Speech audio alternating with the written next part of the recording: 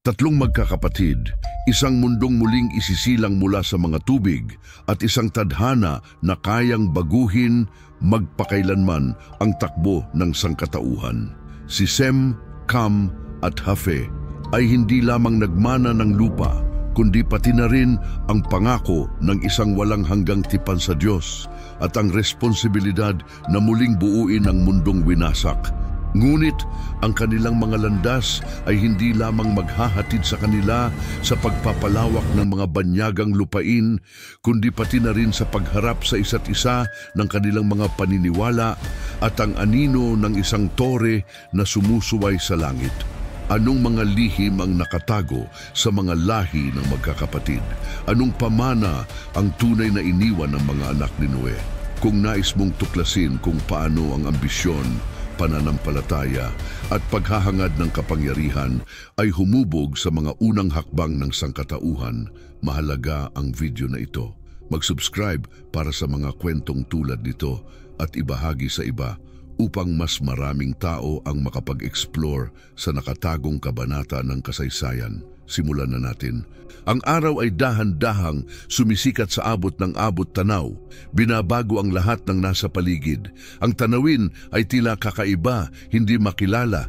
Parang ang mundo ay nawalan ng dating pagkakakilanlan, tinatabingan ng isang bagong simula. Mabigat at mahalumigmig ang hangin, amoy ng basang lupa at pagkabulok. Si Noe ay nakasandal sa tungkod na kanyang inukit sa paglalakbay sa arka, tahimik na nagmamasid na may malalim na paggalang. Sa kanyang tabi, ang tatlong anak niyang sina Sem, Cam at Hafe ay nanatiling nakatayo, hindi makapaniwala sa laki ng kanilang nakikita. Tapos na ang pagbaha, ngunit ang mga bakas ng paglipas nito ay kitang-kita pa. Ang mga puno na baluktot ay nakatayo na parang mga anino at ang mga malawak na bukirin ay nananatiling bahang-baha, sumasalamin sa maulap na kalangitan. Pumikit si Noe saglit, naaalala ang mga salita ng Diyos at ang utos na natanggap, magpakarami kayo at punuin ang lupa. Ngunit ngayon, sa harap ng isang nilipol na mundo, tila imposibleng isakatuparan ang gawain. Si Sem, ang pinakamatanda sa magkakapatid, ang unang nag-break ng katahimikan. Ang kanyang mga mata ay puno ng determinasyon at paggalang. Ama, paano natin sisimulan ang mundong ito? Parang patay na ito, sabi niya, na may kalubhaan sa boses na nagpapakita ng kanyang debosyon. Si Sem ay palaging ang pinaka-espiritual, hinahanap ang koneksyon sa Diyos sa bawat kilos. Si Cam sa kabilang banda ay hindi kayang itago ang kanyang pagkabigo. Matigas ang kanyang pangangatawan at may mga mata na puno ng inis. Ano ang silbi ng pagtira sa lupa na ito kung wasak na? Ano ang matitira sa atin? Ang kanyang mga salita ay puno ng pagkabigo at nagpalitan ng tingin ang kanyang mga kapatid na parang hindi komportable. Si Cam ay palaging ang pinakaimpulsibo, kumukontra sa mga desisyon ng kanilang ama at laging tinatanong ang mga bagay na hindi nauunawaan ni Hafe, ang pinakamabata. Si Hafe, na may mas kalmadong kalikasan, ay piniling magpuyo sa kanyang mga saloobin. Malalim ang kanyang iniisip at pinagmamasdan ang tanawin na may kalungkutang nararamdaman. Siguro ito ay pagkakataon, hindi parusa. Bulong niya sa sarili kaysa sa mga iba. Si Jaffe ay palaging ang pinakabukas sa lahat, laging handang matuto at mag-adapt, ngunit ang kanyang tahimik na ugali ay naglayo sa kanya sa mga alitan ng pamilya, pinapayagan siyang magtrabaho sa tahimik habang ang mga araw ay dumaan pagkatapos ng pagbagsak ng arka. Bagamat may kooperasyon sa pagitan ng magkakapatid, ramdam pa rin ang tensyon. Si Cam ay iniiwasang tumingin kay Sem habang si Jaffe ay nagtatangkang magmanggitang tagapamagitan ngunit hindi matagumpay. Si Noe ay tahimik na nagmamasid sa lahat, may bigat sa kanyang puso. May isang pagkabasag sa kalooban ng kanyang mga anak na hindi kayang burahin ng pagbaha. Isang gabi, habang kumikislap ang mga bituin sa maliwanag na kalangitan, lumapit si Sem kay Noe. Sa tingin mo ba matutupad natin ang utos ng Diyos? Tanong ni Noe, may kababaang loob sa kanyang tinig. Ang kanyang mata ay nakatutok sa mga apoy ng buhay. Matapos ang mahabang katahimikan, sumagot si Noe. Ipinangako ng Diyos na hindi na muling wawasakin ang lupa tulad ng ginawa niya, ngunit hindi tayo ligtas sa ating sariling mga pagkilos. Anak ko, ang tunay na hamon ay hindi lamang punuin ang lupa, kundi gawin ito ng may katarungan. Si Cam na naririnig mula sa malayo ay hindi napigilan ng kanyang boses. Katarungan? Baka ito ang nararapat na mangyari, na lahat ay winasak. Pati ang mga inosente ay dinala ng tubig. Dusk, anong klasing katarungan iyon? Ang mga salitang iyon ni Cam ay umalingaw-ngaw sa hangin, puno ng galit, at tumigas ang mukha ni Sem. Mag-ingat ka sa mga sinasabi mo. Nagbabala si Sem ng malakas. Si Jaffe, na nakaupo malapit sa apoy, ay inangat ang kanyang ulo na may pagod na ekspresyon. Hindi ito ang tamang oras para magtalo, sabi niya. Lahat tayo ay may mga tanong, ngunit kailangan nating tumingin sa hinaharap.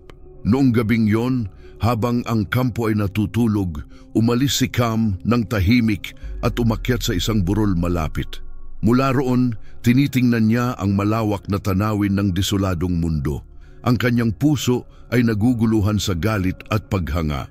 May isang bagay na hindi niya kayang ibahagi sa kanyang mga kapatid, isang bagay na naramdaman niya mula nang matapos ang pagbaha, isang paulit-ulit na eko sa kanyang isipan na parang hindi ganap na nabura ng mga tubig ang mga lihim ng nakaraan. Si Sem, sa kabilang banda, ay hindi mapakali. Alam niyang may nagbago sa kanyang nakababatang kapatid at gabing iyon, tahimik siyang nagdasal, humihingi ng karunungan upang maunawaan ito. Samantala si Jaffe, bagamat laging nagiging tagapamagitan, ay hindi kayang balewalain ang lumalalang tensyon sa pagitan nilang tatlo. Ang bukang liwayway ay nagdala ng liwanag, ngunit pati na rin ang pakiramdam na malapit ng sumabog ang tensyon sa pagitan ng magkakapatid at magbaha sa mundo. Pagkatapos ng mga araw ng patuloy na pag-ulan at mga ulap na abuhing langit, sa wakas ay sumikat ang araw, binigyan ng matinding liwanag ang mga bundok at lambak na parang binibigyan ng bagong simula ang tanawin. Ang hangin ay may dalang preskong amoy na tila nangangako ng isang bagong pagsisimula. Si Noe, na may mga bakas ng panahon at karunungan sa kanyang mukha, ay umalis sa kahoy na kanlungan na kanilang itinayo at nang tiningnan ng kalangitan, nasaksihan niya ang isang bagay na nagbigay sa kanya ng hininga. Isang kamangha-manghang bahaghari ang sumulpot sa abot tanaw. Ang makulay na mga linya ay nag-uunite mula sa lupa patungong langit. Si Noe ay nagdasal, nakaluhod at may mga luha sa mga mata, nang ang mga salita ng lumikha ay umalingaw-ngaw sa kanyang puso. Ito ang tipan na ipinagkaloob ko sa inyo at sa lahat ng buhay na nilalang, hindi na muling magiging baha ang tubig upang wasakin ang lupa. Ang bahagharing ito sa mga ulap ay magiging tanda ng aking walang hanggang tipan. Nagtipon si Noe ng kanyang pamilya sa paligid ng apoy at ikinukwento sa kanila ang mga ipinahayag ng Diyos sa kanya. Si Sem, na palaging nakikinig sa mga salita ng Ama, ay yumuko ang ulo bilang pagpapakita ng paggalang. Ito ay isang tanda ng pag-asa, isang paalala ng habag ng Diyos. Dapat tayong maglakad ng may pagsunod upang hindi na maulit ang mga pagkakamali ng nakaraan, sinabi ni Noe nang may kalakasan ng tinig. Si Cam, sa kabila nito, ay hindi nagbahagi ng parehong sigla. Ang kanyang ekspresyon ay may kalituhan habang tinitingnan ang bahaghari. Maganda, pero ano ang magbibigay katiyakan sa atin na hindi ito mauulit? At bakit tayo dapat mabuhay na natatakot sa parusa na maaaring dumating o hindi? Siguro panahon na upang hindi lang tayo umasa sa kalooban ng Diyos, kundi magtiwala rin sa ating sarili. Ang mga salita ni Cam ay nagdulot ng matinding katahimikan sa mga naroroon. Si Japhet na may malalim at maingat na pagtingin ay nakialam. Ang bahaghari ay hindi lang isang simbolo ng tipan, kundi ng pagkakaiba-iba.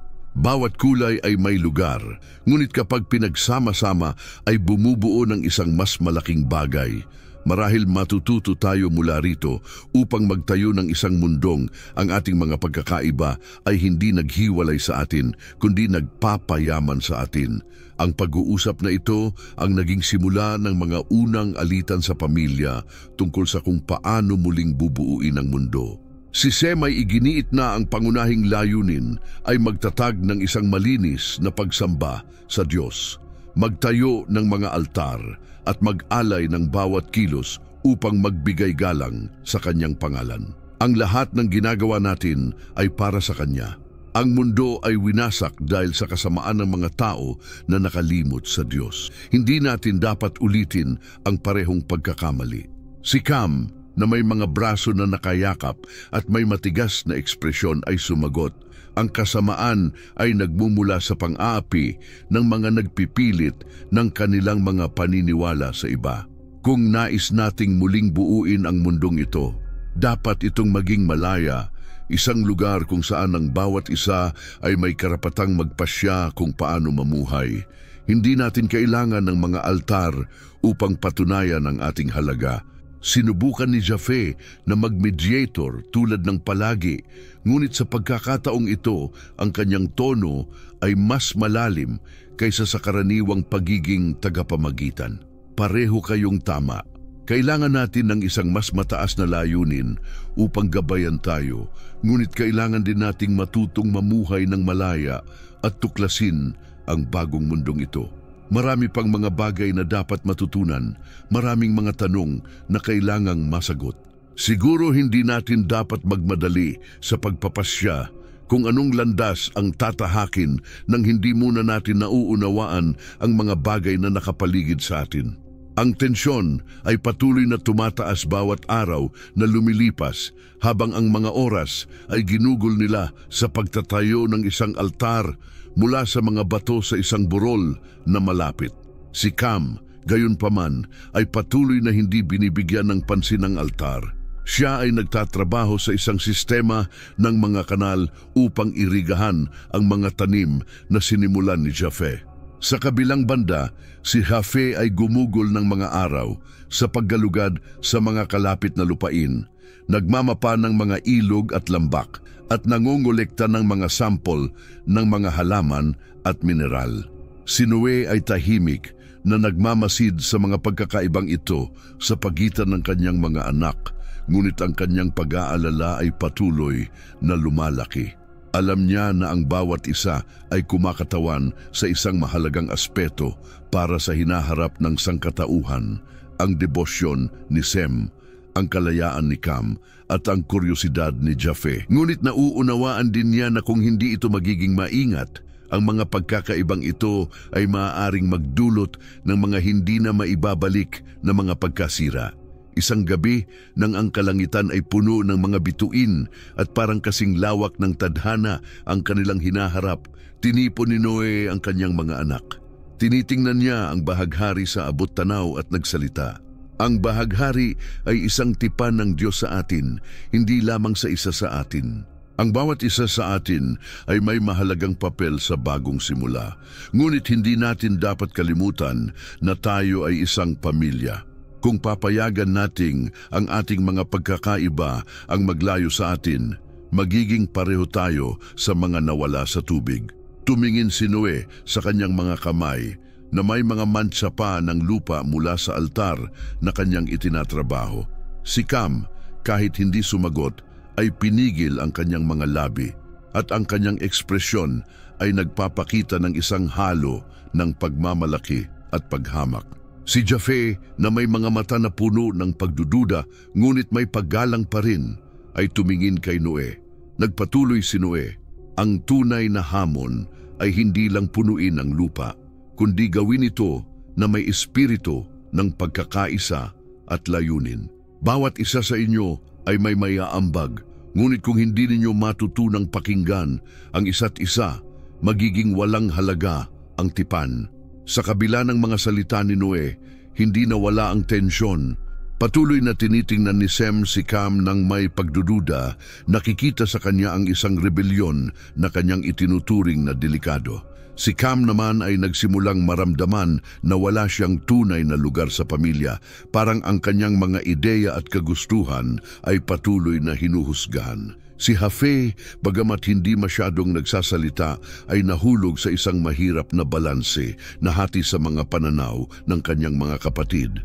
Ngunit ang bahaghari ay patuloy na lumilitaw sa kalangitan matapos ang bawat ulan, bilang isang tahimik na paalala na kahit na ang kanilang mga landas ay tila magkaibang direksyon, sila ay pinag-isa ng isang mas mataas na layunin. Ang bawat isa ay nag-interpret ng simbolo ayon sa kanilang pananaw. Para kay Cam, ito ay isang pangako ng kalayaan. Para kay Hafe, ito ay simbolo ng pagtuklas. Ang hindi nila alam ay na kahit magkaibang landas sila, maghahabi sila sa mga paraan na magmamarka sa tadhana ng buong sangkatauhan. Dahan-dahang lumubog ang araw. Binabalot ang mga burol ng isang gintong liwanag habang ang trabaho sa bagong tanim na ubasan ni Noe ay nagpapatuloy. Pagkalipas ng ilang buwan ng pagsusumikap na magkasama, nagsimulang tumubo ang mga ubas na nagbigay ng pag-asang magbunga, simbolo ng isang bagong simula at ng potensyal ng binagong mundo. Para kay Noe, ang ubasan ay hindi lamang isang ani, kundi isang gawa ng pananampalataya. Isang tanda na ang mundo ay maaring muling magtagumpay sa ilalim ng biyaya ng Diyos. Dumating ang araw ng unang anihan.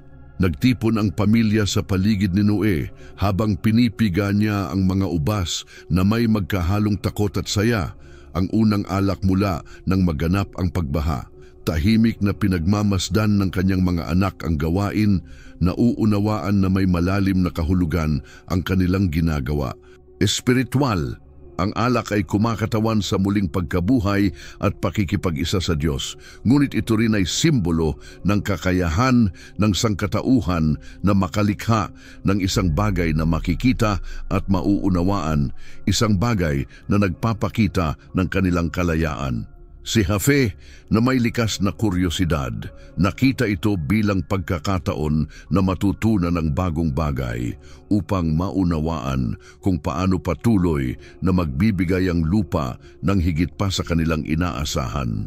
Ngunit ang alak ay magdadala rin ng mga hindi inaasahang anino. Matapos ang isang mahabang araw ng trabaho, uminom si Noe ng alak na siya mismo ang ginawa. Sa simula, ang epekto ng alak ay nagbigay ng hinihinging ginhawa. Ang tawa ni Noe ay umalingaw-ngaw sa gabi, at ang kanyang mga salita ay puno ng init, mga alaala at mga pagmumuni. Ngunit sa paglipas ng oras, nagsimula ng mangibabaw ang alak kay Noe. Ang lalaking nakasama ang Diyos ay nahulog sa isang estado ng kalasingan, isang bagay na hindi pa nakikita ng kanyang mga anak. Ang kawalan ng kakayahang tumayo ay naging halata. Nang mahirapan, tumayo si Noe at pumasok sa kanyang tolda, kung saan hindi sinasadyang inalis ang kanyang mga damit na naging sanhi ng kanyang kahubaran. Si Cam ang unang naghahanap kay Noe sa gabing iyon at natagpuan siya sa ganitong kalagayan. Nang makita si Noe, ang mukha ni Cam ay naging matigas. Ang halo ng pangungutya at paghamak ay umabot sa kanya. Sa halip na takpan siya, lumabas si Cam mula sa tolda, tumatawa at tinawag ang kanyang mga kapatid. "Halina, tingnan ang matuwid na lalaking nagligtas sa mundo," sabi niya, puno ng sarcasm. Tingnan kung paano siya naging mahina, tulad ng anumang mortal. Si Sem at Jafe ay nagpalitan ng mga tingin, hindi makapaniwala sa kawalan ng paggalang ni Cam. Walang salitang binitiwan, kumuha sila ng kumot at naglakad ng paatras papunta sa tolda upang takpan ang kanilang ama, na iwasang tumingin ng direkta sa kanya. Para sa kanila, ang kahubaran ni Noe ay hindi isang bagay na pagtatawanan, kundi isang paalala na kahit ang pinakamatuwid ay maaaring maging mahina. Nang magising si Noe kinabukasan at malaman ang nangyari, ang kanyang mukha ay naging isang maskara ng hiya at galit. Hindi lang ang ginawa ni Cam ang nagpasakit sa kanya, kundi ang ibig nitong sabihin isang puso na walang paggalang o reverensya. Sa nanginginig na tinig, nagbigay si Noe ng mga salitang magiging eko sa mga susunod na henerasyon. Sumpain si Kenaan, ikaw ay magiging alipin ng iyong mga kapatid. Pagpalain ang Diyos ni Sem at si Kenaan ay magiging kanyang alipin. Pagpalain si Hafe at siya ay maninirahan sa mga tolda ni Sem at si Kenaan ay magiging kanyang alipin. Ang mga salitang ito ni Noe ay kumalat na parang eko, lalong pinapalalim ang hidwaan sa pamilya. Bagamat ang sumpa ay ibinato kay Kenaan, anak ni Cam, ang bigat ng mga salitang ito ay tumama sa buong lahi ni Cam. Si Cam ay nakaramdam na siya ay hindi makatarungang pinaratangan. Para sa kanya, ang kanyang ginawa ay hindi nararapat ng ganitong parusa. Bulong siya sa kanyang sarili. Hindi ba tayong lahat ay tao? Pati si Noe ay nagkamali. Bakit ang kanyang pagkakamali ay hindi nararapat ng paghatol, pero ang akin ay oo? Sa paglipas ng panahon, ang nararamdamang kawalang katarungan ay naging galit. Si Cam ay nagsimulang umiwas mula sa pamilya at dinala ang kanyang mga inapo sa mas malalayong lugar. Dito siya nagtatag ng mga bayan at nayon na umunlad sa ilalim ng kanyang pamumuno. Ngunit ang bigat ng sumpa ay hindi siya iniwan. Sa bawat tagumpay, naramdaman niya ang anino ng pagtanggi at pag-iisa. Si Sem at Japheth, nag-aalala tungkol sa epekto ng insidenteng ito sa kanilang pamilya, ay madalas mag-usap tungkol sa kung paano nila haharapin ang sitwasyon. Si Sem sa kanyang matibay at debotong kalikasan ay naniniwala na kailangan nilang panatilihin ang isang malinaw na linya sa pagitan ng mabuti at masama. Kailangang maintindihan ni Cam na ang kanyang kawalan ng respeto ay hindi lang laban sa ating Ama, kundi laban sa autoridad na ibinigay sa kanya ng Diyos. Kung walang disiplina, ang kaguluhan ay maghahari, sabi ni Sem. Sa kabilang banda, pinagtanggol ni Hafe ang isang mas makatarungan na paglapit. Si Cam ay pakiramdam na malayo na.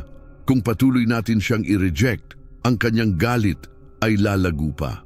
Marahil ay mas mabuting maghanap tayo ng paraan upang magkaayos para ipakita sa kanya na siya pa rin ay ating kapatid. Ang mga pagkakaiba ni Sem at Japheth ay nagsasalamin ng mas malalim na dilema. Paano balansihin ang katarungan at awa, katotohanan at pagkakasundo? Madalas na nagtatapos ang kanilang mga talakayan ng walang solusyon, habang ang agwat sa pagitan ni Cam at ng kanyang mga kapatid ay patuloy na lumalaki. Ang ubasan na orihinal na kumakatawan sa isang muling pagsilang at pangako ng isang masaganang hinaharap ay nagsimulang magkaroon ng bagong kahulugan. Para kay Sem, ito ay simbolo ng kahalagahan ng paggalang sa Diyos at pag-iwas sa mga labis na maaaring magdala ng kasalanan. Para kay Cam, ito ay kumakatawan sa kahinaan ng tao at ang pagpapakunwari na nakikita niya sa kanyang ama at mga kapatid. Samantalang para kay Hafe, ang ubasan ay isang aral kung paano ang isang bagay na may malaking potensyal para sa kabutihan ay maaaring maging pinagmumulan ng pagkakahati kung hindi ito hahawakan ng may karunungan. Sa mga linggo at buwan na sumunod, patuloy na lumitaw ang bahaghari pagkatapos ng ulan, ngunit para sa pamilya ni Noe, ang kahulugan nito ay tila lalong malayo kaysa dati. Ang ubasan ay patuloy na lumalaki. Ang mga bunga nito ay unti-unting hinog sa bawat panahon. Ngunit ang relasyon sa pagitan ng mga kapatid at kanilang mga lahi ay dahan-dahang nasisira, parang ang mismong lupa ay nagsasalamin ng mga bitak na lumitaw sa kanilang pagkakaisa. Bagamat nabuhay si Noe ng sapat upang makita ang kanyang mga anak na nagsisimulang magparami sa lupa, siya ay namatay na may pusong nahati. Nalalaman na ang tunay na hamon ay hindi ang pisikal na muling pagtatayo ng mundo, kundi ang pagpapagaling sa mga pagkakahiwalay na lumitaw sa mga puso ng mga tao. Ang ubasan na may kagandahan at dualidad nito ay nanatiling isang tahimik na paalala na kahit ang pinakamalalaking biyaya ay maaaring maging pagsubok kung hindi ito gagamitin ng may karunungan. Dumating ang araw ng paghihiwalay na may isang solemneng hangin. Sa ilalim ng malawak na kalangitan, pinulong ni Noe ang kanyang mga anak para sa huling pagkakataon sa lambak kung saan sila nanirahan mula noong baha. Bawat isa ay may dala hindi lamang ng mga kasangkapan na kinakailangan para sa buhay, kundi pati na rin ng mga bakas ng tensyon na naipon sa kanilang mga puso. Sa tinig na puno ng emosyon, biniyayaan ni Noe ang kanyang mga anak at ipinadala sila upang magparami sa lupa ayon sa utos ng Diyos. Pumunta kayo, magparami, at ang lahi ng bawat isa sa inyo ay gabayan ng karunungan ng makapangyarihan. Naway ipakita ang inyong mga gawa ang katarungan ng Diyos. Tandaan ninyo, bagamat ako'y naghiwalay sa inyo, kayo ay magkakapatid. At sa pagkakaisang ito, nakasalalay ang pag-asa ng sangkatauhan. Ang mga salita ni Noe ay umalingaw-ngaw, ngunit bawat anak ay tinanggap ito sa isang natatanging paraan. Si Sem, na may hindi matitinag na hangarin na sundin ang kalooban ng Diyos, ay kumuha ng landas patungo sa mga lupaing nasa silangan. Isa siyang tao ng malalim na pagmumuni-muni at malinaw na layunin. Sa bawat hakbang, naramdaman niyang lumalalim siya sa misteryo ng lumikha. Ang mga lupaing silanganin, malawak at mayamang sa mga malalalim na ilog at matabang mga kapatagan, ay nakalatag sa kanyang harapan. Sa kanyang paglalakbay, nagtayo si Sem ng mga altar sa bawat makulay na lugar, nag-aalay ng mga sakripisyo bilang isang gawa ng debosyon. Sa isang altar na iyon, nagkaroon siya ng isang pangitain na nag-iwan sa kanya ng pagkalito. Nakita niya ang isang malawak na lahi na magmumula sa kanyang mga inapo na may dalang mga pangako ng Diyos. Bagamat malinaw ang pangitain, nakaramdam si Sem ng mga anino na nakagugulo sa kanya na parang alam niyang ang katuparan ng pangakong ito ay hindi magiging madali, kundi puno ng pagsubok at sakripisyo. Sa mga lupain ng silangan, nakatagpo siya ng mga tribo na sumasamba sa mga Diyos na inukit sa bato at kahoy na nagdala sa kanya sa isang dilema. Paano makikisalamuha sa mga kulturang ito nang hindi isinasakripisyo ang kanyang pananampalataya? Ang ilang mga tribo ay tinanggap siya na akit ng kanyang karunungan at katahimikan, habang ang iba ay tinanggihan siya, nakikita siya bilang isang banta sa kanilang mga tradisyon. Ngunit nagpatuloy si Sem, kumbinsido na ang kanyang misyon ay hindi lamang magparami sa lupa, kundi magtanim ng binhi ng debosyon sa iisang tunay na Diyos. Si Cam, na nabigatan ng bigat ng sumpa at ang galit sa pamilya, ay umalis patungo sa timog. Ang mga lupaing timog ay mainit at luntiang, may mga makakapal na kagubatan at malalalim na ilog na tila walang katapusan. Doon, natagpuan ni Cam ang isang masigla at buhay na mundo, ngunit isa ring misteryoso at puno ng hamon. Sa kanyang pag-explore, natuklasan niya ang mga bakas ng mga sibilisasyon na tila umiral bago pa man ang baha, mga estruktura ng bato, mga inskripsyon sa mga hindi kilalang wika at mga inabandunang ritual na gamit. Ang mga natuklasang ito ay nagpasiko ng kanyang pagkahumaling at pinalakas ang kanyang pagnanais ng kalayaan. Nagpasya si Cam na ang kanyang pamana ay hindi nakasalalay sa mga kautusan ng kanyang ama o sa pananampalataya ng kanyang mga kapatid. Nagsimula siyang magtayo ng mga pamayanan na naging mga sentro ng kalakalan at kultura. Itinuro niya sa kanyang mga tao kung paano magtayo gamit ang bato at kahoy, paano paminahin ang mga ligaw na hayop at paano magtanim sa mga matabang lupa. Subalit, sa paghahangad ng kadakilaan, hindi maalis ni Cam ang pakiramdam ng kawalan na patuloy na sumusunod sa kanya. Ang mga anino ng sumpa ni Noe ay patuloy na nagbabadya sa kanya. Bagamat sinubukan niyang itago ito sa iba sa kaloob-looban, Siya ay lumalaban sa pakiramdam na siya ay isang taong tinatakan ng kapalaran. Isang gabing iyon, habang nag-iimbestiga sa isang abandonadong lungsod sa gubat, natagpuan ni Cam ang isang kakaibang bagay, isang batong tabla na may mga inskripsyon na hindi niya kayang basahin. Bagamat hindi niya naintindihan ang nilalaman nito, mayroong isang bagay na nagpukaw ng isang matinding pagnanasa para sa kaalaman. Mula sa sandaling iyon, nagpasya si Cam na ang kanyang lahi ay magiging tagapagdala ng isang sinaunang karunungan kahit na nangangahulugan ito ng pagsalungat sa mga turo ng kanyang ama. Si Hafe, na may likas na kalmado at kuryosidad, ay naglakbay patungong Hilaga kung saan ang mga lupaing malamig at hindi pa natutuklasan. Nakakita siya ng isang matarik na teritoryo, puno ng mga bundok, mga lawa ng yelo, at walang katapusang kagubatan. Bagamat ang mga lupaing ito ay tila hindi maipaliwanag, nakita ito ni Hafe bilang isang hamon na nararapat sa kanyang espiritu ng pagiging manlalakbay. Sa kanyang paglalakbay, nakatagpo siya ng mga tribo ng mga matitibay at matatag na tao na sanay mamuhay sa matinding kalagayan. Bagamat sa una ay tinitingnan siya ng may pag-aalinlangan, nakamit ni Hafe ang kanilang tiwala. Tinuruan sila ng mga teknika sa pagsasaka at pangangaso na natutunan mula sa kanyang ama. Sa paglipas ng panahon, siya ay naging tagapamagitan sa mga tribo. Tinutulungan silang magbahagi ng mga yaman sa halip na magkalaban. Gayunpaman, ang pinakamalaking pagsubok para kay Hafe ay hindi nagmula sa mga tao, kundi sa mga pagkakaibang kultural na natagpuan niya. Ang mga tribong ito ay may mga kaugalian at wika na hindi niya lubos na nauunawaan, at ang kanilang mga paniniwala ay nakaugat sa mga mito at alamat na salungat sa kanyang kaalaman tungkol sa Diyos. Sa kabila nito, hindi niya hinusgahan ang mga ito. Sa halip, naghanap siya ng kaalaman mula sa kanila, kumbinsido na ang pagkakaiba-ibang tao ay bahagi ng banal na disenyo. Nakaramdam din siya ng tawag patungong mga lupain beyond the horizon, mga lugar na hindi pa natutuklasan.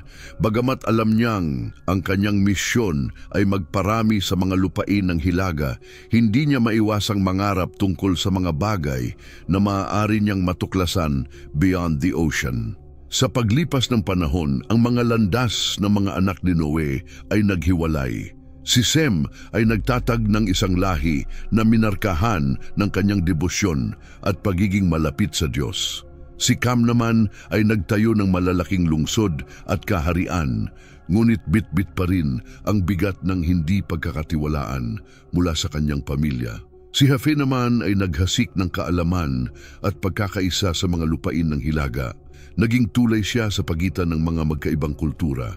Sa kabila ng distansya, ang mga tensyon at galit na sumik sa mga unang araw ay hindi nawala.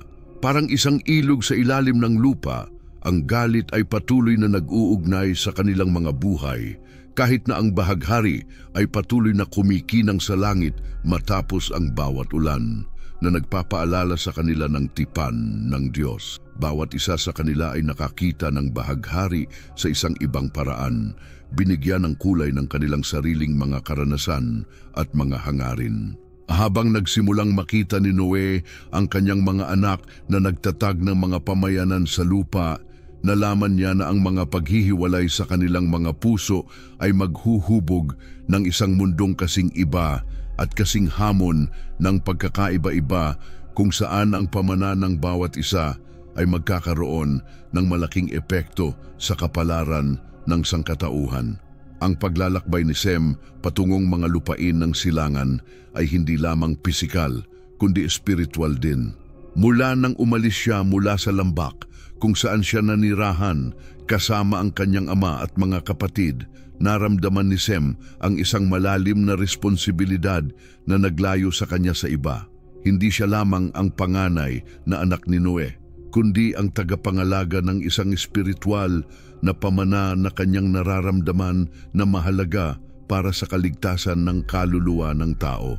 Habang naglalakbay siya sa malalawak na tanawin ng silangan, naglaan siya ng mahabang oras para sa panalangin at pagmumuni-muni.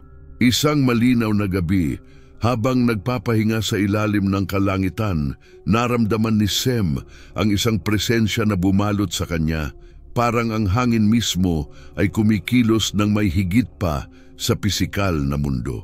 Nang binuksan niya ang kanyang mata, nakita niyang lumilitaw ang isang kumikislap na nilalang mula sa liwanag. Isa itong anghel, may mahinahong mukha at matayog na tindig na nagpakita sa harapan niya. Anak ni Noe, sa pamamagitan mo at ng iyong mga inapo, gagawin ang ikaw ay magiging ama ng isang bansang banal na magdadala ng mga pagpapala sa lahat ng pamilya ng lupa. Ngunit hindi ito magiging madali. Ang landas ay puno ng mga tukso at pagsubok. Maging tapat ka ba sa misyon ito? Si Sem, nanginig ngunit puno ng galang, ay sumagot, "Gagawin ko ang inuutos ng makapangyarihan sa akin. Bagamat ang aking lakas ay maliit at ang aking karunungan ay limitado, gabayan mo ako at susunod ako." Initaas ng anghel ang kanyang kamay at itinutok ito sa abot tanaw. "Magtayo ka ng altar dito, at ito ang magiging unang saksi ng pangako ng lugar na ito. Ang iyong mga inapo ay magpaparami, at sa pamamagitan nila, ang pangalan ng kataas-taasan ay luluwalhatiin." Sinusunod ang mga tagubilin, nagtayo si Sem ng isang altar gamit ang mga patag na bato at nag-alay ng isang sakripisyo, tinataka ng pangako na kanyang ginawa. Mula sa sandaling iyon, ang kanyang paglalakbay ay hindi na lamang personal. Ito ang simula ng isang pamana na tatawid sa kanyang panahon. Habang nagpapatuloy si Sem sa kanyang paglalakbay, nagtayo siya ng mga pamayanan sa mga matubig na lupaing natuklasan. Ang bawat pook na kanyang itinatag ay minarkahan ng isang altar, at sa bawat bagong henerasyon na lumitaw, ang mga aral ng kanyang ama ay ipinasa ng may malaking debosyon. Ang pananampalataya sa iisang Diyos na tunay ay hindi lamang bahagi ng kanilang buhay, kundi ang pinagmulan ng kanilang pagkakakilanlan. Ang mga aral na ito ay ipinasa ng maingat tulad ng isang yaman na pinangangalagaan sa pamamagitan ng mga salaysay na oral at mga simpleng ritual, ngunit malalim na makabuluhan. Lumaki ang mga anak ni Sem na may matalim na kamalayan sa kanilang layunin. Sila'y mga magsasaka at pastol, ngunit sila rin ang mga tagapag-ingat ng isang katotohanan na nagbukod sa kanila mula sa mga katabing tribo. Sa paglipas ng panahon, ang kanilang debosyon ay nagbigay sa kanila ng paggalang mula sa ilang mga tribo, ngunit nagdulot din ng galit mula sa iba. Nangarap si Sem ng hinaharap ng kanyang lahi, ngunit dala rin niya ang bigat ng mga responsibilidad na kaakibat ng misyong ito. Alam niyang ang kanyang mga inapo ay itinakdang tuparin ng isang banal na plano, ngunit ang katiyakan na iyon ay hindi nagpapagaan ng mga pagsisikap na kinakailangan upang mapanatili ang pananampalataya sa kanyang bayan, lalo na sa harap ng mga panlabas na presyon. Habang siya ay naglalakbay, madalas na nakatagpo si Sem ng mga tribo na sumasamba sa mga Diyos na inukit sa kahoy, bato at metal. Ang mga Diyos na ito na kadalasang kinakatawan bilang mga puwersa ng kalikasan o mga banal na hayop ay ang sentro ng buhay ng mga komunidad na ito. Nakadarama si Sem ng matinding salungatan tuwing nakikisalamuha siya sa mga tribong ito. Sa isang banda, alam niyang kailangan niyang manatiling matatag sa kanyang pananampalataya, ngunit sa kabilang banda, nauunawaan niyang ang pagpipilit ng kanyang mga paniniwala ay maaaring magtulak sa mga tao na pinakanangangailangan ng katotohanan palayo. Isang pagkakataon, dumating si Sem sa isang nayon kung saan ang mga tao ay sumasamba sa Diyos ng kulog, isang dambuhalang idolo na inukit sa isang bundok malapit doon. Ang lider ng nayon na interesado sa karunungan at katahimikan ni Sem ay nag-imbita sa kanya upang makibahagi sa isang seremonya. Matapos ang isang maikling panalangin para sa patnubay, nagpasya si Sem na dumalo, hindi upang makibahagi kundi bilang isang tagamasid. Sa panahon ng ritual, napansin ni Sem na ang mga tao ay hindi naghangad na hamakin ang may likha. Hindi lang nila alam ang ibang paraan upang maunawaan ang mga Persa na humuhubog sa kanilang buhay. Pagkatapos ng seremonya, lumapit ang leader kay Sem at nagtanong tungkol sa kanyang pananampalataya. Sa halip na hatulan ang idolatriya ng tribo, nakipag-usap si Sem tungkol sa may likha bilang ang tanging Diyos. Siya na naglagay ng mga bituin sa langit at mga ilog sa lupa. Hindi ang kanyang pahayag ay isang paghatol, kundi isang imbitasyon. Ang iba ay nakinig ng may pagkamausisa, ang iba naman ay may pagdududa, ngunit isang pamilya ang nagpasiyang talikuran ng pagsamba sa idolo at sundin ng mga aral ni Sem. Bagamat isang maliit na tagumpay, para kay Sem ito ay isang tanda na hindi sawala ang kanyang misyon. Noong gabing yon, habang natutulog si Sem, nagkaroon siya ng isang panaginip na malalim na tumatak sa kanya. Sa kanyang pangitain, nakita niya ang isang napakalaking puno na tumataas patungo sa langit na may mga ugat na kumakalat sa buong lupa. Sa mga sanga nito, ang mga nagliliwanag na bunga ay umaakit sa mga tao mula sa lahat ng mga bansa. Gayunpaman, nakita rin niya ang mga ahas na sumusubok umakyat sa puno upang lamunin ang mga bunga nito. Pagkatapos ay may isang tinig na umalingaw-ngaw. Ito ang iyong lahi, Sem, na magiging isang pagpapala sa mundo, ngunit ito rin ay aatakehin. Magtiyaga, at ang bunga ng punong ito ay magdadala ng liwanag sa dilim. Pagkagising, naisip ni Sem na ang kanyang pamana ay hindi magiging madali upang mapanatili. Ang oposisyon at mga tukso ay patuloy, ngunit ang tipan sa Diyos ay mas malaki kaysa sa anumang hamon. Kaya't pinagsikapan niyang muli, tinuruan ng kanyang mga inapo na panatilihing buhay ang pananampalataya at huwag mawalan ng landas anuman ang kanilang harapin. Habang lumilipas ang mga taon, ang lahi ni Sem ay naging isang simbolo ng pag-asa. Habang lumalaki ang kanyang bayan, ang kanilang pananampalataya ay nanatiling isang ugnayan na nagbubuklod sa kanila. Kahit na ang mga panlabas na kalagayan ay sumusubok na paghiwalayin sila. Bagamat hindi nakilala ni Sem si Abraham, ang patriarkang magmumula sa kanyang lahi, ang kanyang mga aral at debosyon ay naglatag ng daan para sa araw na iyon. Ang kanyang paglalakbay ay hindi naging madali, ngunit ipinakita ng kanyang buhay na kahit sa isang mundong nahahati, ang pagiging tapat sa isang banal na layunin ay maaaring magdulot ng walang hanggang epekto. Ang kanyang pangalan ay isinulat sa alaala ng mga tao bilang ang ninuno ng isang banal na bansa, isang bansang magdadala ng liwanag mula sa kataas-taasan sa lahat ng mga pamilya ng lupa.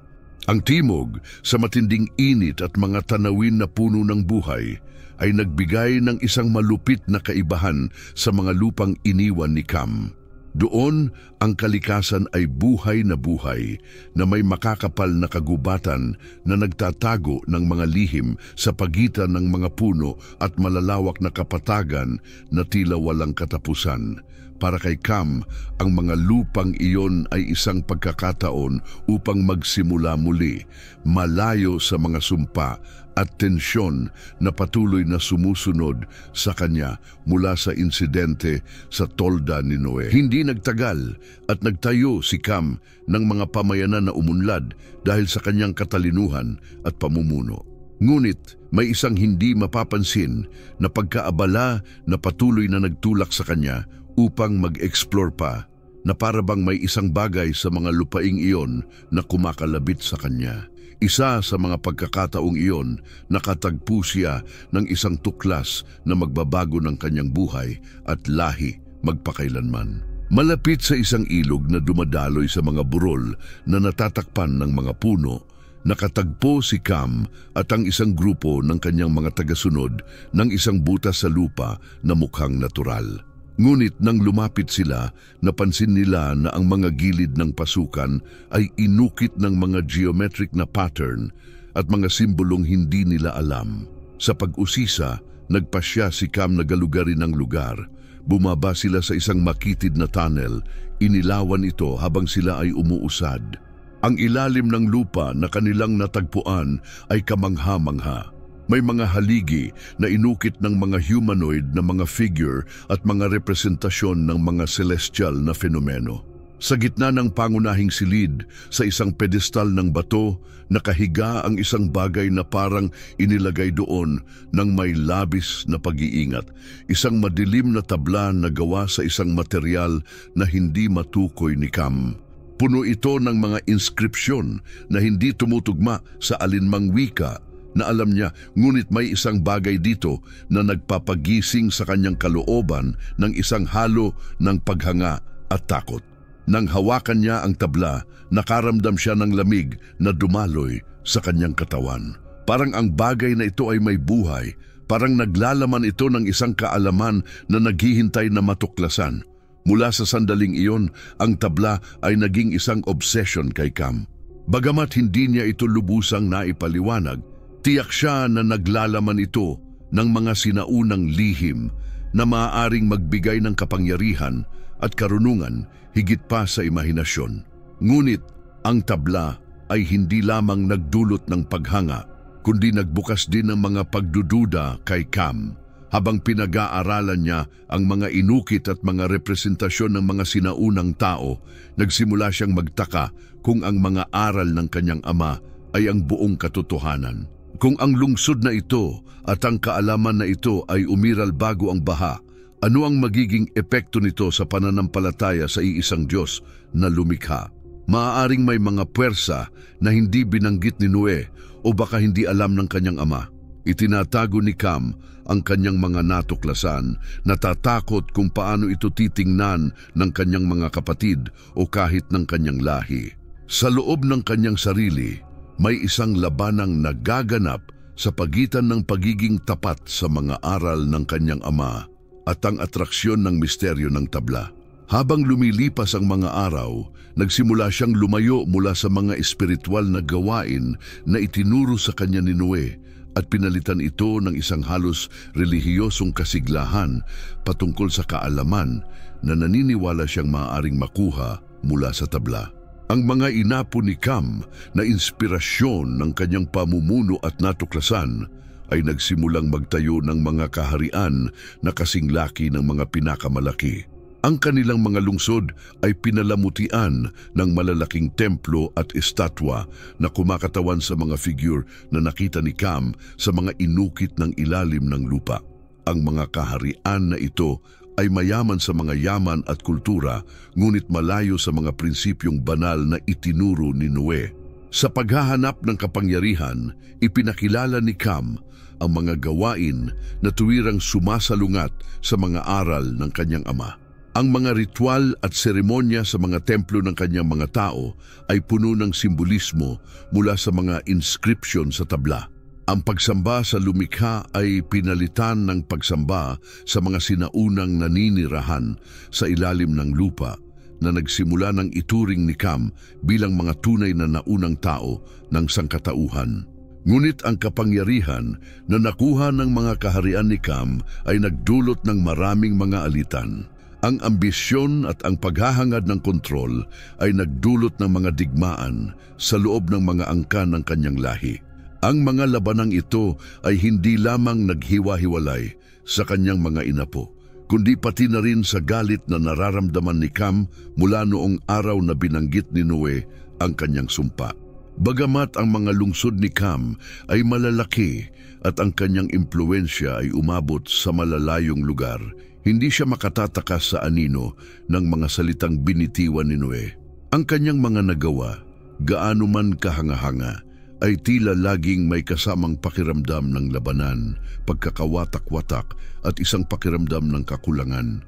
Kahit na napapaligiran ng yaman at mga tapat na tagasunod, ramdam ni Cam ang isang kakulangan na hindi niya kayang punan. Parang may isang bagay na mahalaga na nawawala.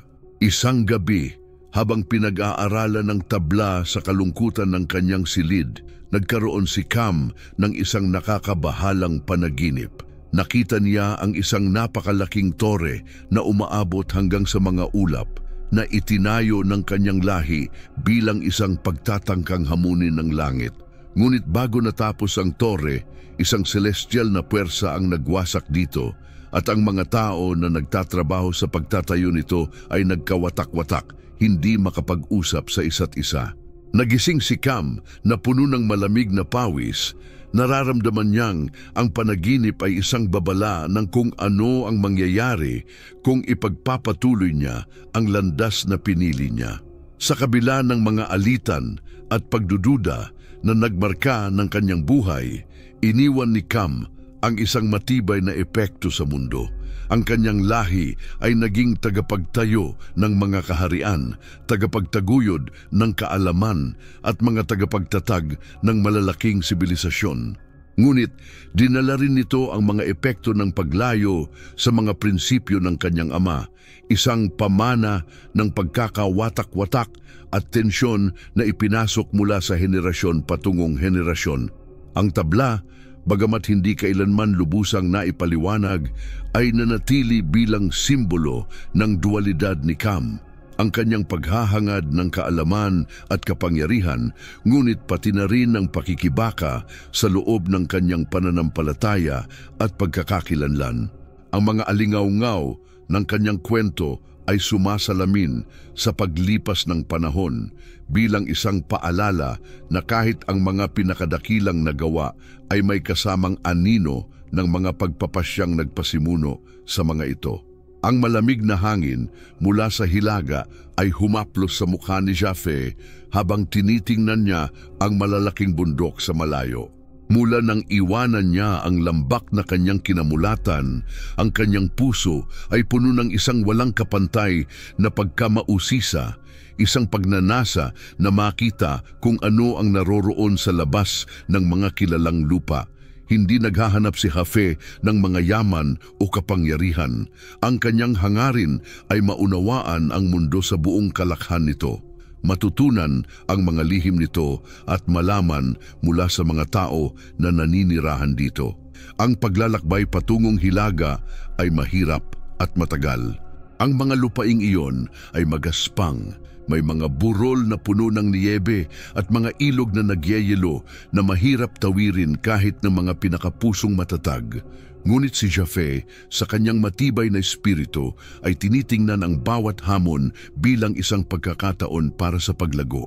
Habang siya ay nagpapatuloy, natututo ang kanyang maliit na pangkat ng mga tagasunod kung paano mag-adapt. Nagtatayo sila ng mga kubo mula sa kahoy at balahibo, nag-uusa ng mga hayop upang magkakain at ginagamit ang mahirap na kalikasan para sa kanilang kapakinabangan.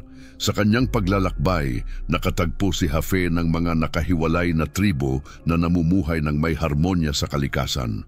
Bagamat kakaiba ang kanilang mga kaugalian at hindi maiintindihan ang kanilang wika sa simula, natuklasan ni Jaffe na sa pamamagitan ng pasensya at pagmamasid, makakakita siya ng mga paraan upang makipag-ugnayan. Ang kanyang mapayapang kalikasan at pagiging mausisa ay nagbigay sa kanya ng tiwala ng mga tribong ito, na madalas na ibinabahagi sa kanya ang kanilang mga kwento, kaalaman tungkol sa pangangaso at mga alamat tungkol sa pinagmulan ng mundo. Pagkatapos makatawid sa isang mahirap na pas sa bundok, narating ni Jaffe ang isang malawak at matabang lambak kung saan nakatagpo siya ng isang nayon na nagbigay sa kanya ng hindi maipaliwanag na pakiramdam. Bagamat iba ang kanilang mga kasuotan at kaugalian, nang marinig niyang magsalita sila, napansin niyang may isang bagay na kakaiba. Ang kanilang wika, bagamat hindi pamilyar, ay may mga salita at estruktura na kamangha-manghang pamilyar sa kanya. Pinili ni Jafe na manirahan sa kanila ng ilang linggo, natututo ng kanilang wika at inihahambing ito sa wika na minana mula sa kanyang ama. Hindi nagtagal at napansin niyang may pinagmulan silang parehong pinagmulan, parang mga sanga ng iisang puno. Ang revelasyong ito ay nagbigay sa kanya ng pagkabigla at nagbukas ng mga pagninilay-nilay tungkol sa nakaraan ng sangkatauhan. Imaring ang mga taong ito ay ating mga malalayong kamag-anak? Naisip ni Jafe isang gabi habang pinagmamasdan ng mga bituin. Posible kaya na sa kabila ng ating mga pagkakaiba, tayo ay may koneksyon na nag-uugnay sa atin? Kahit na ang panahon at distansya ay naghiwalay sa atin, ang pinuno ng tribo, isang matandang matalino na tinatawag na Aram, ay kinumpirma ang mga hinala ni Jafe.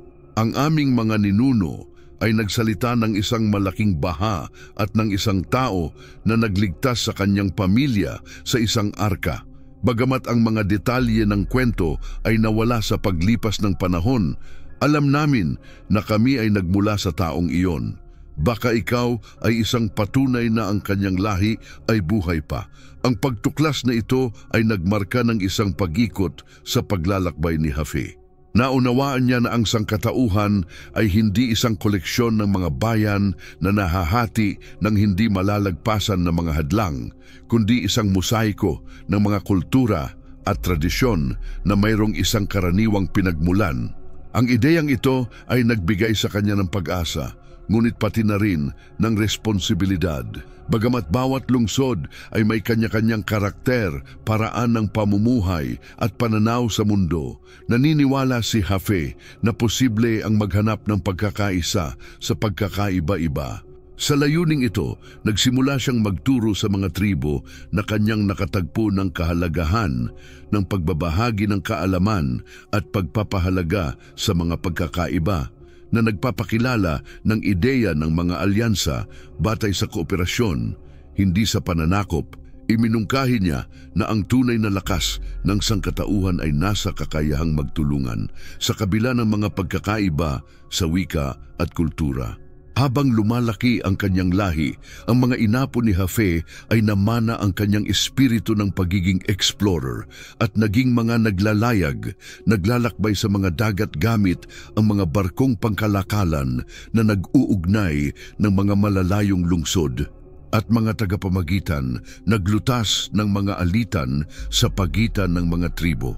Ang kanilang kakayahang mag-adapt at matuto mula sa iba't ibang kultura ay naging lalong mahalaga sa isang mundong nasa proseso pa ng muling pagbubuo pagkatapos ng baha. Ang hilaga na unang tila hindi maipaliwanag ay naging tahanan ng isang buhay na sibilisasyon at iba't ibang kultura. Bawat tribo ay nag-ambag ng isang bagay na kakaiba sa halong ito. Mga awit, mga teknik sa pangangaso, mga kasangkapan at mga kwento na nagpayaman sa kolektibong pagkakakilanlan ng mga tao ni Jafe. Bagamat hindi na muling nakabalik si Jafe sa lugar kung saan siya lumaki, palagi niyang iniingatan ang alaala ng kanyang ama at mga kapatid. Madalas niyang tinitingnan ng timog, iniisip kung ang kanilang mga landas ay muling magsasalubong. Ngunit habang naglalakad siya sa mga komunidad na tinulungan niyang itayo, naunawaan niya na ang kanyang tunay na pamana ay hindi nakasalalay sa pagbabalik, kundi sa pag-usad sa pagtutupad ng kanyang pananaw ng isang mundo kung saan ang pagkakaiba-iba ay magiging lakas at hindi banta.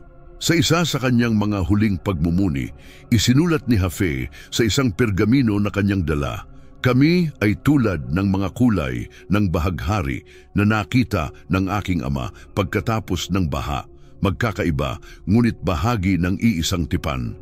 Kahit na ang aming mga wika at kaugalian ay naghiwalay sa amin, kami ay magiging mga anak ng iisang pinagmulan at ang aming tungkulin ay alalahanin na ang pagkakaisa ay hindi nangangahulugang pagkakapareho, kundi pagkakasundo."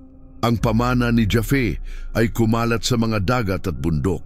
na nagbigay inspirasyon sa mga henerasyon ng kanyang lahi na mag-explore, matuto at magtayo ng mga tulay sa pagitan ng mga kultura. Bagamat ang kanyang pangalan ay nanatili sa alaala bilang ama ng maraming mga tao, ang kanyang tunay na epekto ay nasa ideya na kahit sa isang mundong nahahati, posible pa ring makahanap ng pagkakaisa at layunin sa gitna ng pagkakaiba-iba. Ang langit ay kulay pula at ang araw ay dahan-dahang lumulubog patungo sa horizon. Isang paglubog ng araw na nagbigay ng pangako na magtatapos ang isang panahon at magsisimula ang isang bagong yugto. Bagamat hindi sigurado pagkatapos ng mga taon ng pagkakahiwalay, muling nagtagpo ang mga anak ni Noe sa lambak kung saan nagsimula ang kanilang mga buhay pagkatapos ng baha.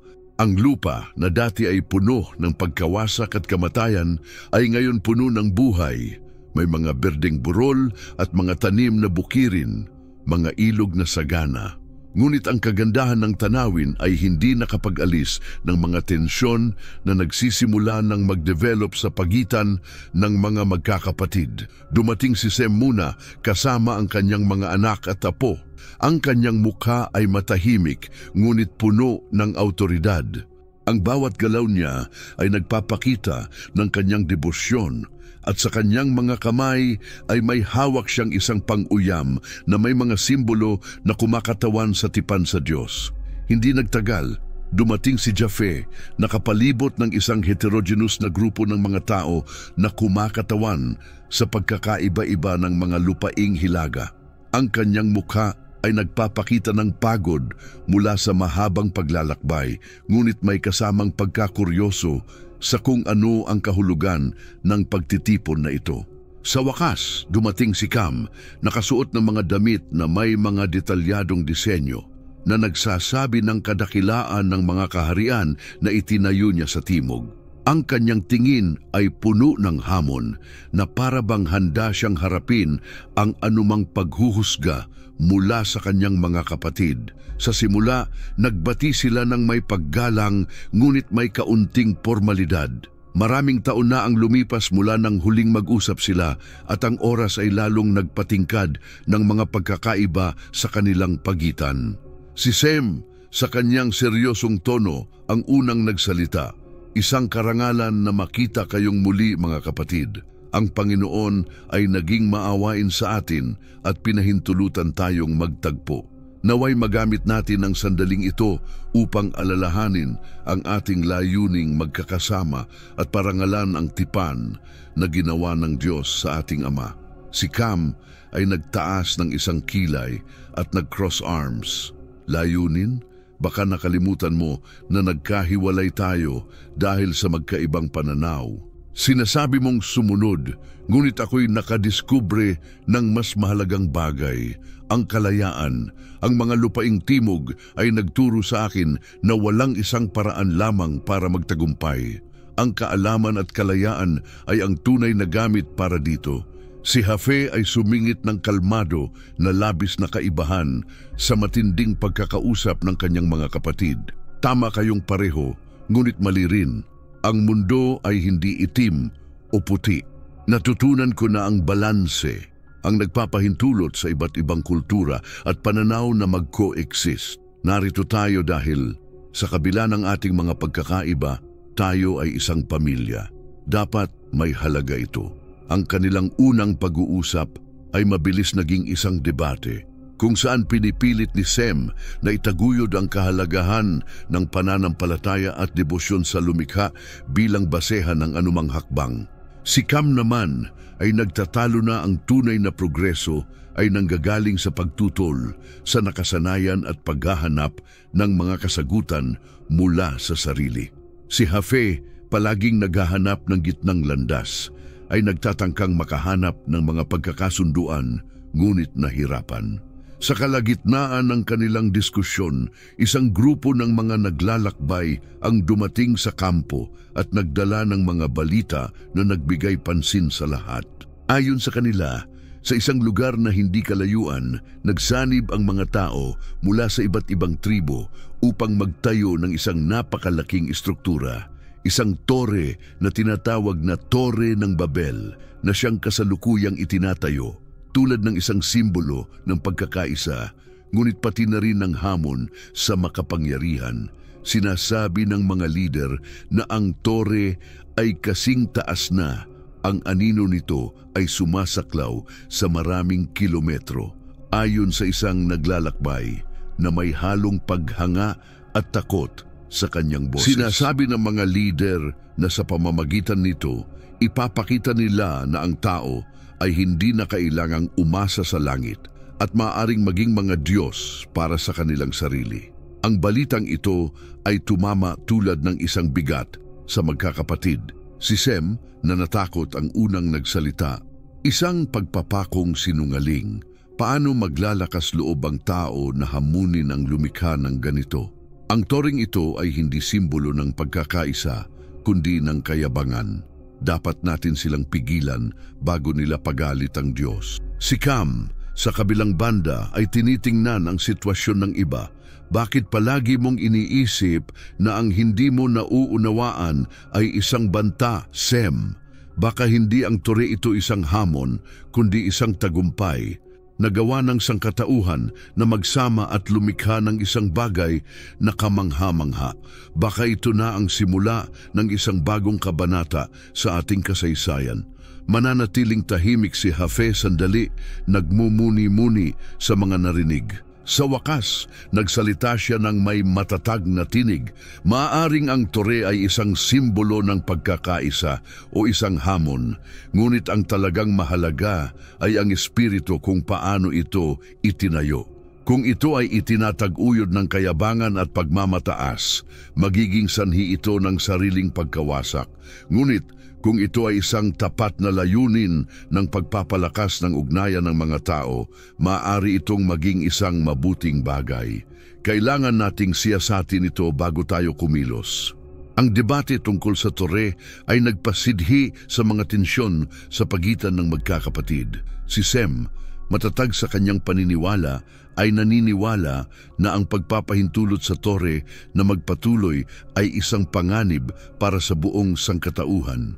Si Cam, sa kabilang banda, ay ipinagtanggol na karapatan ng mga tao na maghanap ng kanilang sariling landas, kahit pa nangangahulugan ito ng pagtutol sa banal. Si Jafe, na nahulog sa pagitan nilang dalawa, ay pilit na nagtatangkang mapanatili ang kapayapaan, ngunit hindi niya maiwasang maramdaman na ang alitan sa pagitan ng kanyang mga kapatid ay sumasalamin sa mga mas malalaking pagkakahati na nagsisimula ng mabuo sa mundo. Habang nagpapatuloy ang kanilang mga talakayan, ang mga bulong-bulungan tungkol sa Babel ay patuloy na lumalaki. Sinabi nilang libu-libong tao ang nagtatrabaho araw at gabi, na may mga wika na nagsanib at isang ambisyon na tila walang hanggan. Ang tore ay hindi lamang isang gusali. Ito ay isang simbolo ng kung ano ang kayang makamit ng sangkatauhan kapag pinagtulungan ang mga pagkakaiba, ngunit pati na rin isang paalala kung ano ang maaaring mangyari kapag ang kayabangan ay mas malaki kaysa sa kababaang loob. Nang dumapo ang gabi sa kampo, ang magkakapatid ay nagpunta sa kani-kanilang mga tolda. Bawat isa ay nag-iisa sa kanyang mga iniisip. Nagdasal si Sem, humihiling ng gabay upang kumilos ayon sa kalooban ng Diyos. Si Cam naman ay nagmuni-muni tungkol sa posibilidad ng pagpunta sa Babel, na lubos na naiintriga sa ideya ng makita ang obra na pinag-uusapan ng lahat. Si Jafe, tulad ng dati, ay pilit naghahanap ng balanse. Nagtataka kung may paraan upang pag-isa-isa ang pagkakaiba ng kanyang mga kapatid at maiwasan ang mas malalang alitan. Ang muling pagkikita, na sana ay isang pagkakataon ng pagkakaisa, ay nagbukas ng mga bitak na nabuo sa paglipas ng panahon. Bagamat ang magkakapatid ay nagmula sa iisang pinagmulan, ang kanilang mga landas ay naghatid sa kanila sa mga direksyon na sobrang layo na para bang imposibleng magtulungan.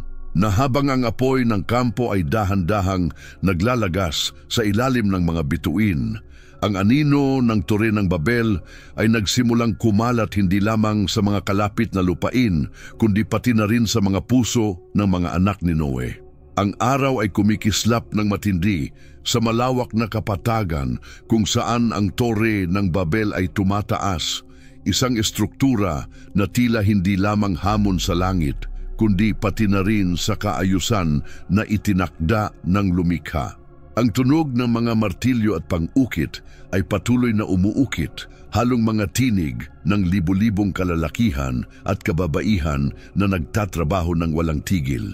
Ang tore na itinayo gamit ang mga pinakuluang ladrilyo at mortar ay tumaas ng higit sa anumang bagay na naisip ng sangkatauhan. Ang kanyang base ay malawak at matatag, dinisenyo upang suportahan ang bigat ng ambisyon ng mga nagplano nito. Sa gitna ng proyekto na ito, naroroon sina Cam at ang kanyang lahi na nagsimula ng pangunguna sa konstruksyon. Para kay Cam, ang tore ay higit pa sa isang tagumpay sa arkitektura.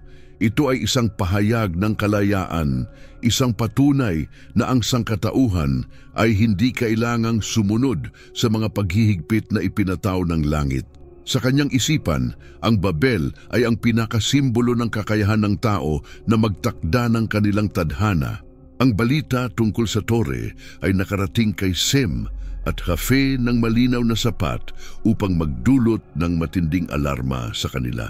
Bagamat ang kanilang mga ideolohikal na pagkakaiba ay nananatili, parehong sumang-ayon sila na ang proyekto ng Babel ay isang akto ng kayabangan na naglalagay sa panganib ang balanse na kanilang pinipilit itaguyod sa kanilang mga lahi.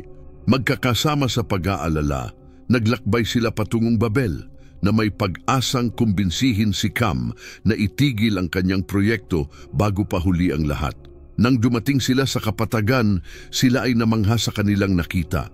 Ang tore ay malaki, isang estruktura na tila pinuputol ang mga ulap. Ngunit hindi lang ang laki nito ang nagbigay sa kanila ng paghanga, kundi pati ang labis na aktibidad na pumapalibot dito. Libu-libong tao ang nagtatrabaho ng sabay-sabay, nagsasalita ng iba't ibang wika, ngunit magkakasama sa isang layunin. Para kay Sem, ito ay isang kasuklaman. Para kay Jafe, isang mapanganib na halo ng potensyal at panganib. Binasbasan sila ni Cam ng isang ngiti na puno ng tiwala, ngunit pati na rin ng hamon. Ano ang nagdala sa inyo dito sa Babel, mga kapatid? Nais ba ninyong humanga sa aming itinayo o magbigay ng kritisismo sa hindi ninyo nauunawaan? Si Sem ang unang nagsalita. Cam, ang tore na ito ay isang akto ng pagsuway laban sa kataas-taasan. Hindi nito layunin ang pagsasama-sama ng mga tao, kundi ang itaas ang kayabangan ng tao. Hindi mo ba naaalala ang aral mula sa baha? Ang kayabangan ay nagdudulot ng pagkawasak, hindi kasaganaan. Sigaw ni Sem na may pagkamuhi sa kanyang Palagi mukha. Mong sinasabi ang tungkol sa pagsunod at parusa. Ang tore na ito ay hindi isang pagsuway. Ito ay simbolo ng kung ano ang kayang makamit ng tao kapag iniwan nila ang takot. Ikaw ay nakakapit sa nakaraan, ngunit ako'y tumitingin sa hinaharap. Si Jafe na nagsusulong ng isang mas makatarungang pananaw ay sumingit. Cam, ang iyong mga nagawa dito ay kahanga-hanga, ngunit may punto si Sem. Ang kayabangan ay maaaring maging mapanganib. Ang pagkakaisa na iyong itinayo ay maaaring magdulot ng pagkawasak kung makalimutan mo ang kababaang loob. Ito ba ay talagang para sa kabutihan ng lahat o para lamang ipakita ang isang bagay sa langit? Nagbago ang ekspresyon ni Cam, napalitan ito ng galit. Hindi ninyo naiintindihan dahil kayo ay nakatali sa mga tradisyon na wala ng lugar sa mundong ito. Ang tore ay hindi kailangang aprubahan ng langit dahil ito ay pag-aari ng lupa. At kung hindi ninyo kayang tanggapin ito, mas mabuti pang umalis na lang ako. Naunawaan ni Jafe na wala nang magagawa pa sila upang kumbinsihin ang kanilang kapatid. Malungkot silang umalis mula sa Babel, ngunit hindi bago magbigay ng babala. Hindi hahayaan ng makapangyarihan sa lahat na matapos ang gawaing ito kung ang layunin nito ay hamunin ang kanyang autoridad.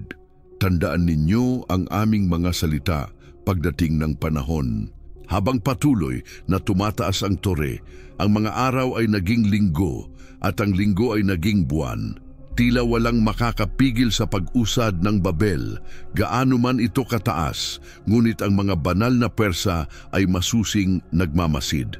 Isang gabi, nang ang mga bituin ay kumikislap ng hindi pangkaraniwang kalakasan, isang desisyon ang ginawa.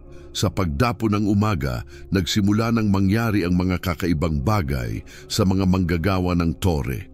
Hanggang noon, sila ay perpektong magkakasunod, ngunit ngayon ay nahirapan na silang makipag-ugnayan. Ang mga salitang dating naiintindihan nila ay ngayon hindi na maintindihan, parang ang bawat wika ay nabago. Ang mga sigaw ay umabot sa kalangitan, habang ang mga pinuno ay nagsusumikap ng walang bisa na ibalik ang kaayusan. Magdala pa ng mga ladrilyo, sumigaw ang isang tagapamahala, ngunit ang mga manggagawa ay tumingin sa kanya na may kalituhan. Sa halip na kumilos, nagsimula silang magtalakayan. Bawat isa nagsasalita ng wika na hindi maintindihan ng iba. Ang kalituhan ay kumalat tulad ng apoy na ginugol ang dati isang lugar ng pagkakaisa at naging kaguluhan. Si Cam, na napansin ang nangyayari, ay nakaramdam ng isang halo ng pagkabigo at takot. Magpatuloy kayong magtrabaho, huwag hayaan na maapektuhan kayo nito. Sumigaw siya, ngunit ang kanyang mga salita ay nahulog sa mga tainga ng bingi, pati na ang kanyang mga tagasunod na hindi rin maintindihan.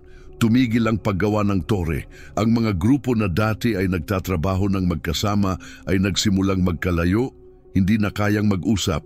Ang dati ay isang simbolo ng pagkakaisa, ngayon ay naging sanhi ng pagkalat ng mga bansa.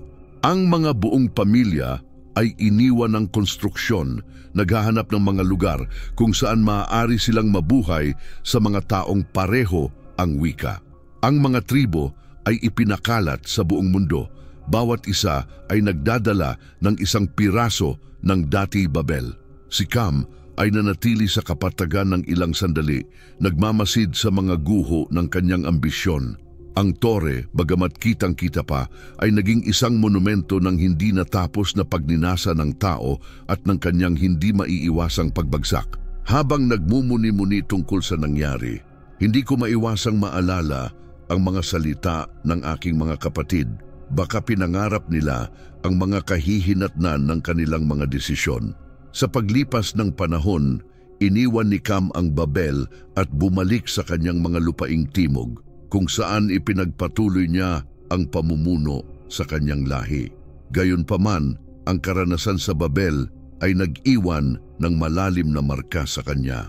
Bagamat hindi niya ito inamin ng hayagan, alam niya sa kaibuturan na ang kalituhan ng mga wika ay hindi isang aksidente, kundi isang banal na interbensyon. Naging paalala ito ng mga hangganan ng ambisyong pantao at ng pangangailangan na makahanap ng balanse sa pagitan ng kalayaan at kababaang loob. Si Sem at Hafe mula sa kanilang mga lupain ay nanood ng balita ng pagkakahiwalay ng Babel na may halo ng kalungkutan at pagkatalo. Bumagsak ang tore ng Babel, ngunit ang kanyang kwento ay magpapatuloy bilang isang babala para sa mga susunod na henerasyon.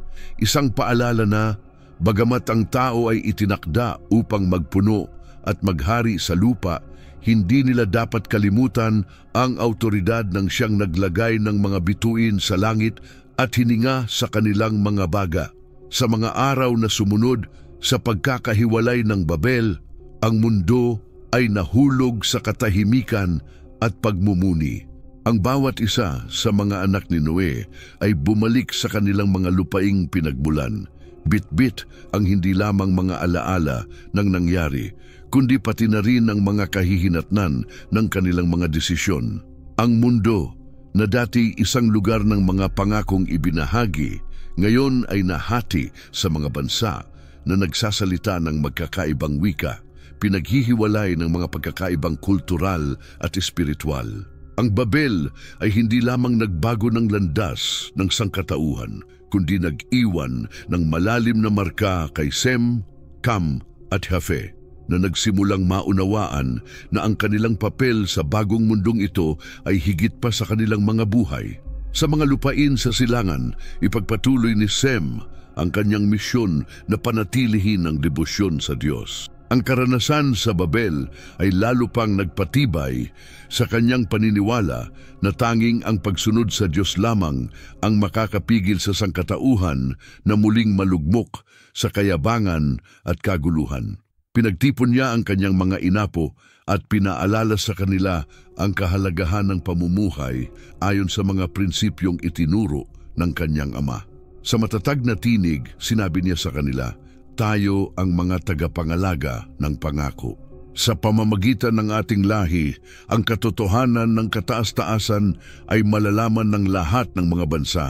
Ang ating layunin ay hindi mangumagaw, kundi maggabay, hindi manghari, kundi magturo.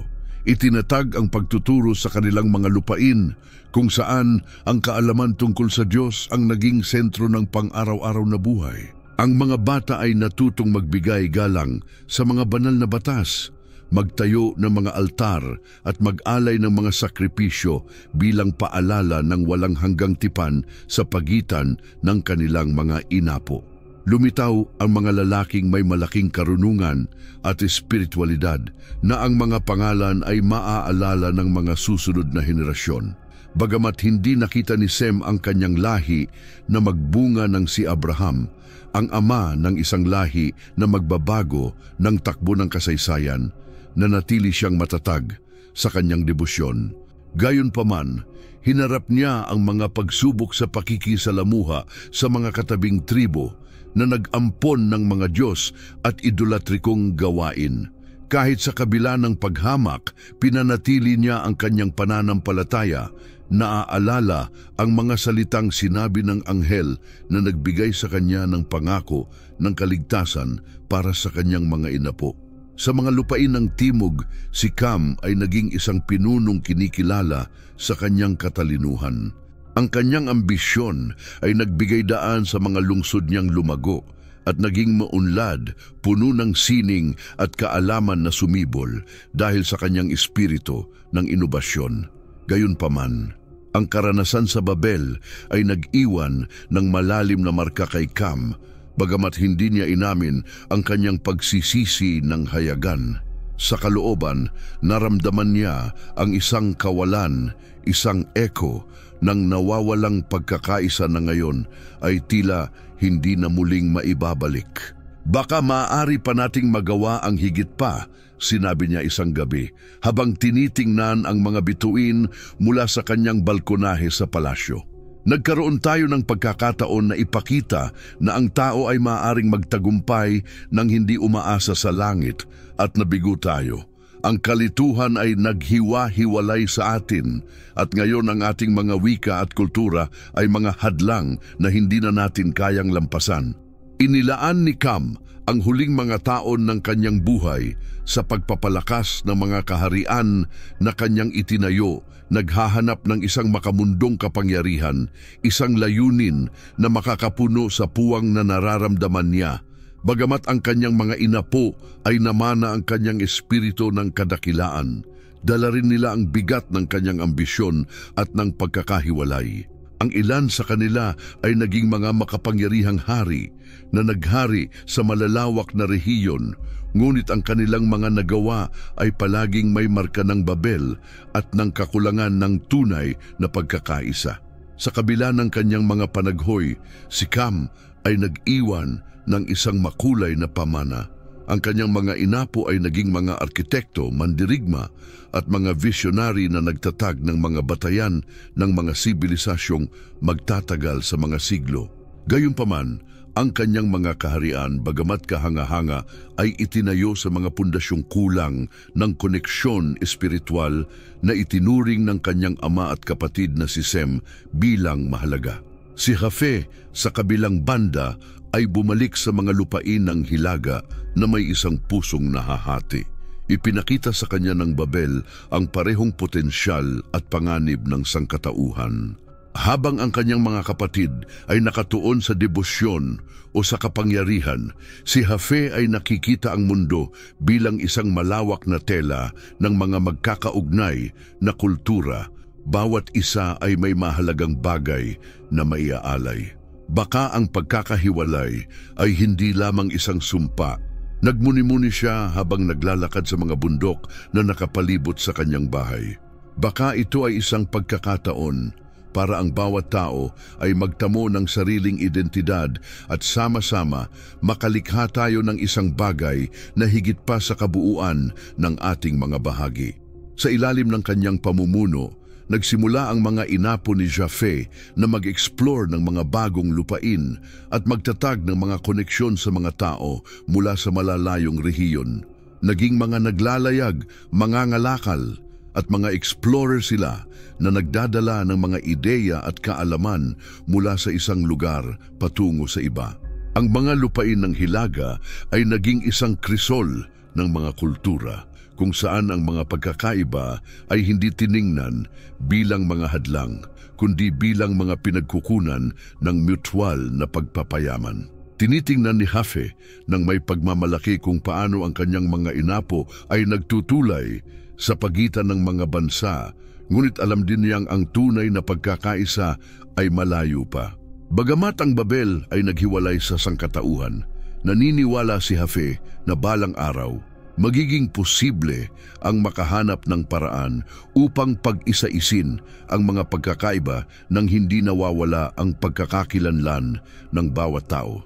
Ang mga taon ay lumipas at ang mga anak ni Noe ay naging mga matandang tao, bawat isa ay nakapalibot ng kanyang lahi at ng mga bunga ng kanyang trabaho. Bagamat ang kanilang mga landas ay naghatid sa kanila sa magkakaibang direksyon, lahat sila ay nagkaroon ng sandali ng pagninilay-nilay habang iniisip ang epekto ng kanilang mga desisyon. Si Sem ay nakikita sa kanyang mga inapo ang pangako ng isang hinaharap na pinangunahan ng pananampalataya, ngunit naiintindihan din niyang ang tukso at kayabangan ay magpapatuloy na maging mga hamon. Si Cam, bagamat ipinagmamalaki ang kanyang mga tagumpay, ay nakaramdam ng isang bigat sa kanyang kaluluwa, isang paalala na ang makamundong kapangyarihan ay hindi kayang punan ang spiritual na kawalan. Si Japhet, sa kabilang banda, ay nakakakita ng aliw sa pagkakaiba-iba na kanyang tinulungan upang lumago, bagamat alam niyang ang tunay na pagkakaisa ay mangangailangan ng mas malaking pagsusumikap.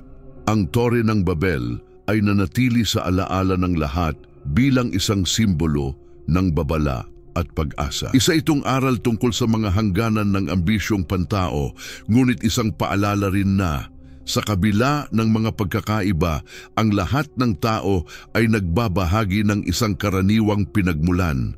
Habang ang mga anak ni Noe ay nakatingin sa abot tanaw, bawat isa sa kanilang sariling paraan, alam nilang ang kanilang pamana ay hindi pa kumpleto.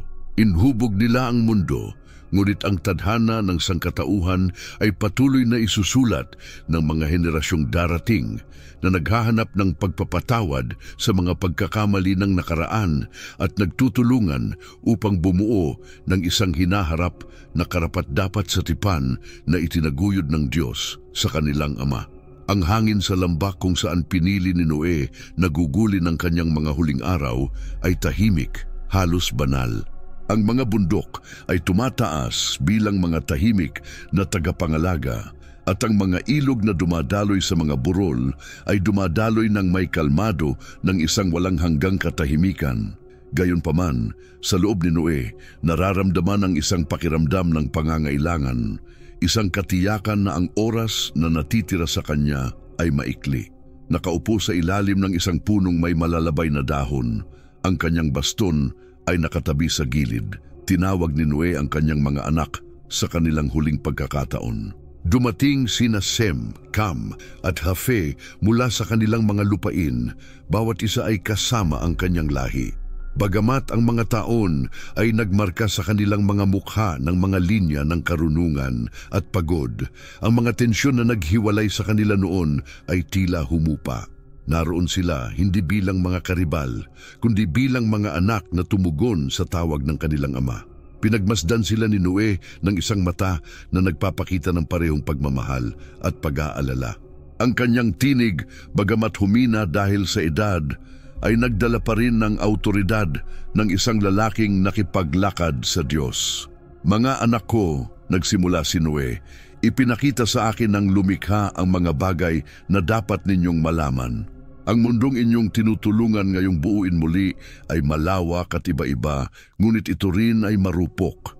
Sa pamamagitan ng inyong mga lahi, ang sangkatauhan ay gaganap ng isang mahalagang papel sa pagtupad ng mga layunin ng Diyos.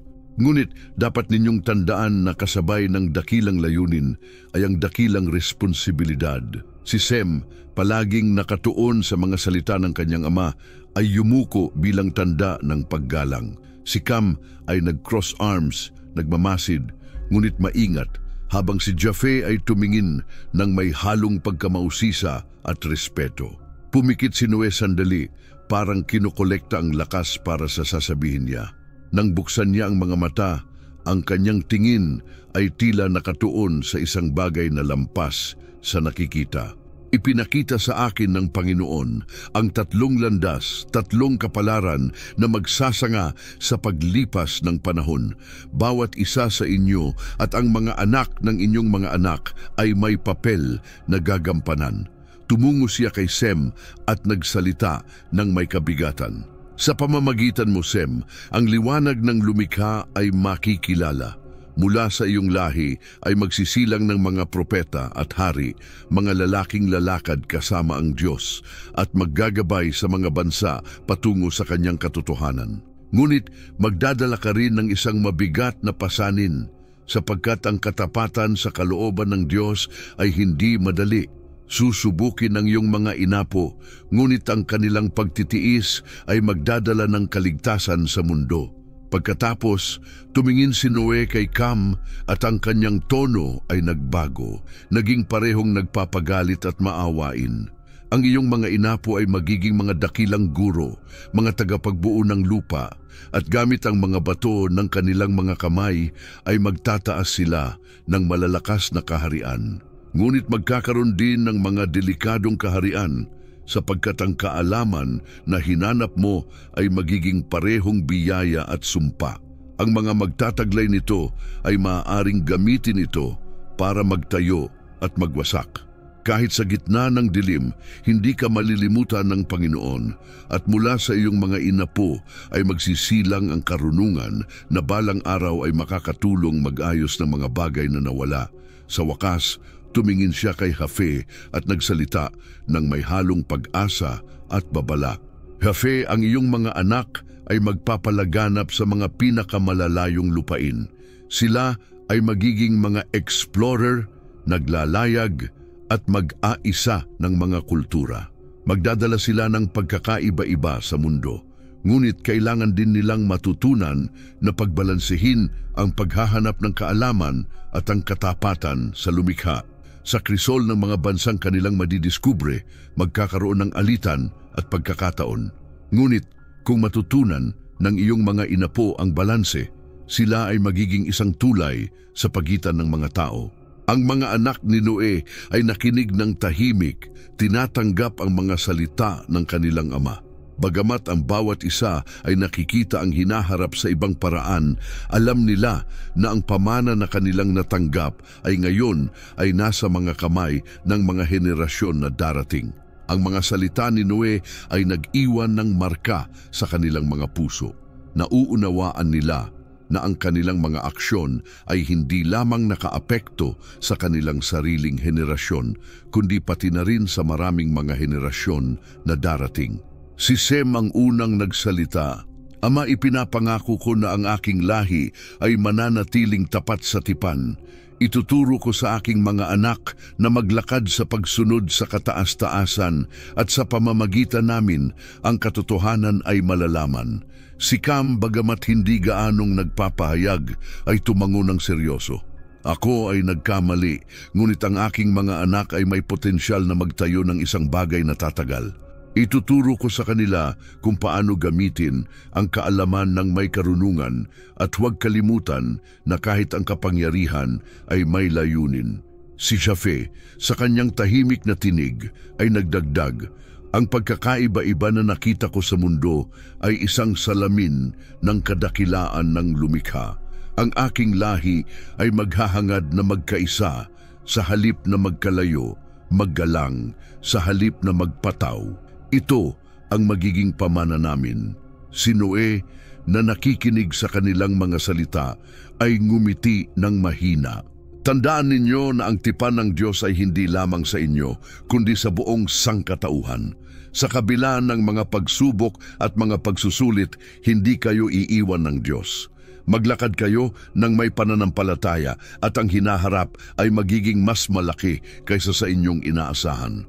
Sa mga araw na sumunod, nanatili si Noe sa katahimikan, nakatanaw sa abot-tanaw at nagbabalik-tanaw sa kanyang sariling buhay. Naranasan niya ang pagkawasak ng baha at ang pangako ng bahaghari na naggabay sa kanyang pamilya sa panahon ng paghuhusga. Naramdaman niya ang kanilang pagkalat upang mapuno ang lupa at ngayon, sa kanyang mga huling sandali, nakaramdam siya ng kapayapaan. Nagtitiwala na ang layunin ng Diyos ay matutupad sa pamamagitan ng kanyang mga anak. Isang gabi, habang kumikislap ang mga bituin ng may hindi pangkaraniwang liwanag sa kalangitan, pumikit si Noe sa kanyang mga mata sa huling pagkakataon.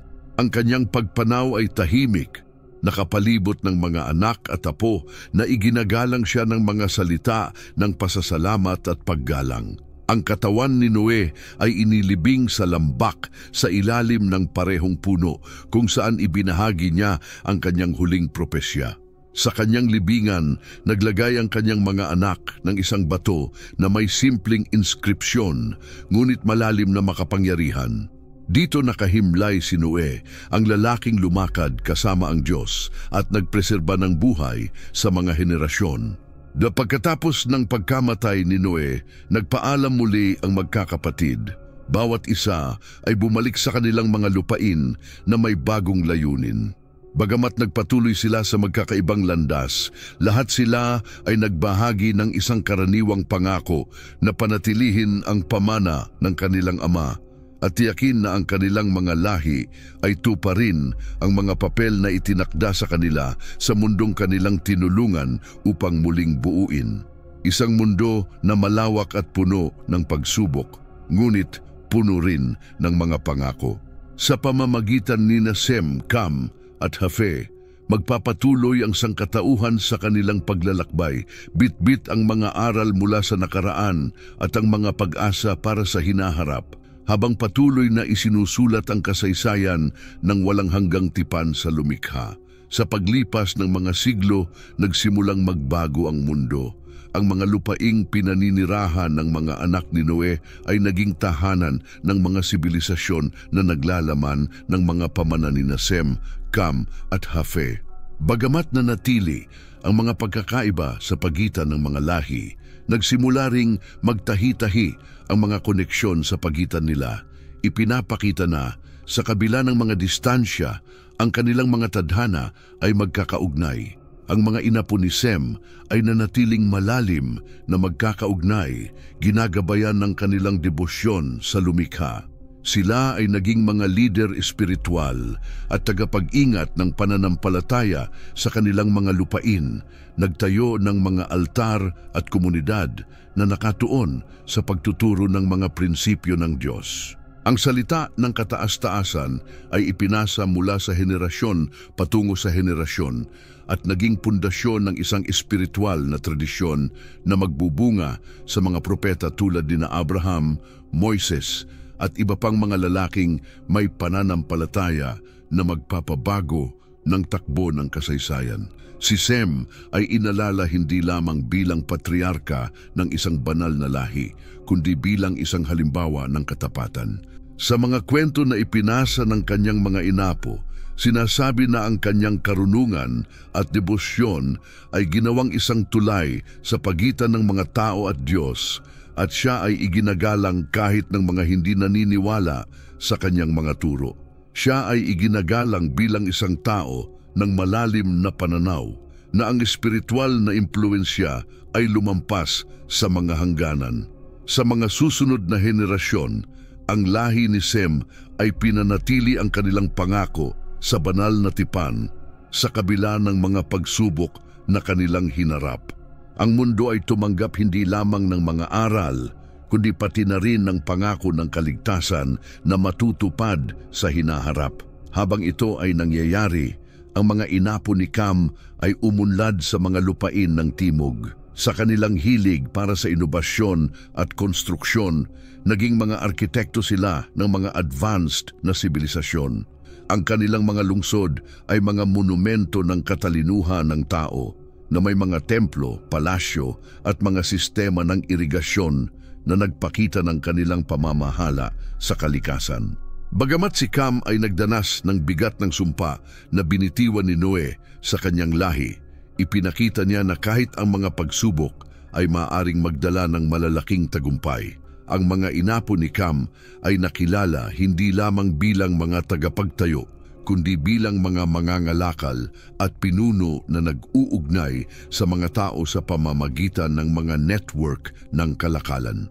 Sa kabila ng mga alitan na lumitaw dulot ng kanilang ambisyon, ang kanilang mga kontribusyon sa pag-unlad ng sangkatauhan ay hindi matitinag. Sa paglipas ng panahon, ang figura ni Cam ay naging simbolo ng pagtutol at pagkamalikhain.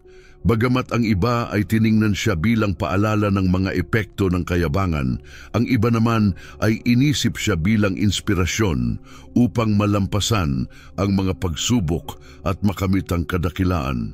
Ang lahi ni Jafe sa kabilang banda ay lumawak sa malalayong lupain, nag-explore sa mga hangganang hindi pa nararating. Ang kanilang mga inapo ay naging mga naglalayag at mga ngalakal na tumawid sa mga dagat at bundok, nag-uugnay ng mga malalayong kultura at nagpo-promote ng pagpapalitan ng mga ideya at tradisyon. Sa mga lupain ng Hilaga, ang mga komunidad na itinatag ng mga anak ni Jafe ay umunlad bilang mga sentro ng kultural na pagkakaiba-iba. Ang halo-halong mga wika, kaugalian at paniniwala na naroroon ay sumasalamin sa pananaw ni Jafe ng isang mundo kung saan ang mga pagkakaiba ay maaaring magtaglay ng harmonia. Bagamat hinarap nila ang mga alitan dulot ng mga tensyon sa pagkakaiba-iba, nakamit din nila ang progreso sa kaalaman at diplomasiya. Ang pamana ni Jafe ay hindi lamang nakita sa pagpapalawak ng teritoryo, kundi sa paglikha ng isang espiritu ng kooperasyon sa pagitan ng mga tao. Ang kanyang lahi ay nagdala ng pangako ng pagkakaisa sa pamamagitan ng pag-unawa. Ipinapakita na ang sangkatauhan ay makakahanap ng isang karaniwang lupa.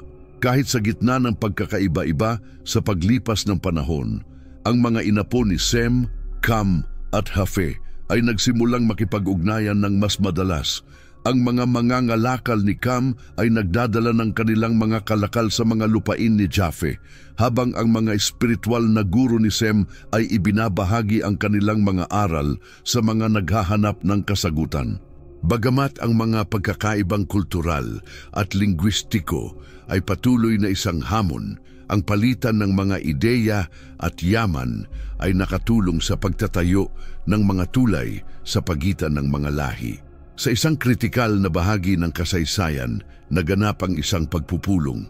Ang simbolikong pagkikita ng mga pinuno ng tatlong lahi ay isang sandali ng pagmumuni-muni at pagkakasundo, kung saan ang bawat isa ay kinilala ang kahalagahan ng isa't isa sa pagbubuo ng mundo.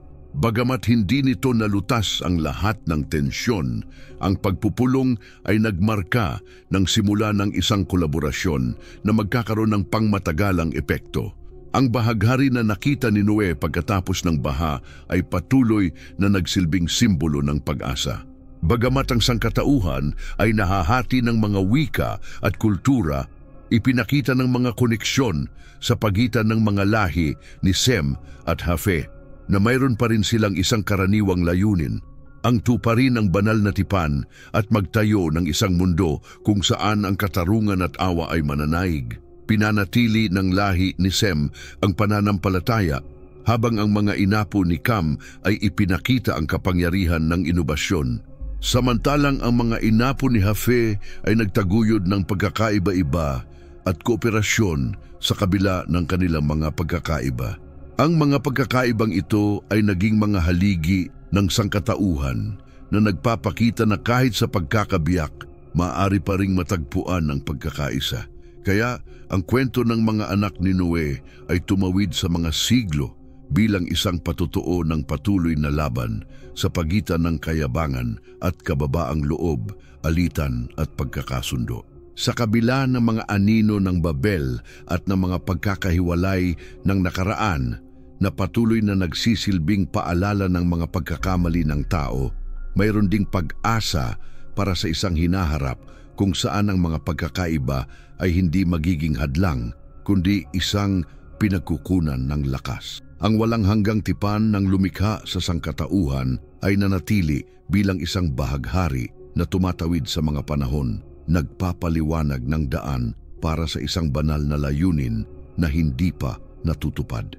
At sa layuning ito, ang mga lahi ni Sem, Cam at Japheth ay patuloy na magiging mga pangunahing tauhan ng isang kwento na ngayon ay nagsisimula pa lamang. Sana ay nagustuhan ninyo ang nakakaintrigang kwento ng nakatagong kasaysayan ng mga anak ni Noe, si Sem, Cam at Japheth, isang kwento na puno ng mga masusing pagmumuni at malalim na pag-unawa sa pinagmulan ng sangkatauhan, mga hamon nito at ang pag-asa nito para sa pagkakaisa. Kung ang kwentong ito ay nakapagbigay inspirasyon sa inyo, iniimbitahan ko kayong mag-subscribe sa aming channel upang hindi ninyo ma-miss ang iba pang ganitong nilalaman. Mag-iwan ng komento upang ibahagi ang inyong mga saloobin, pagmumuni o anumang detalye na nakaapekto sa inyo tungkol sa naratibong ito. Huwag kalimutang ibahagi ang video na ito sa inyong mga kaibigan at pamilya upang sila rin ay makapag-enjoy at magmuni-muni sa makapangyarihang kwentong ito. Patuloy tayong mag-explore ng magkasama sa mga kwentong humubog sa ating mundo.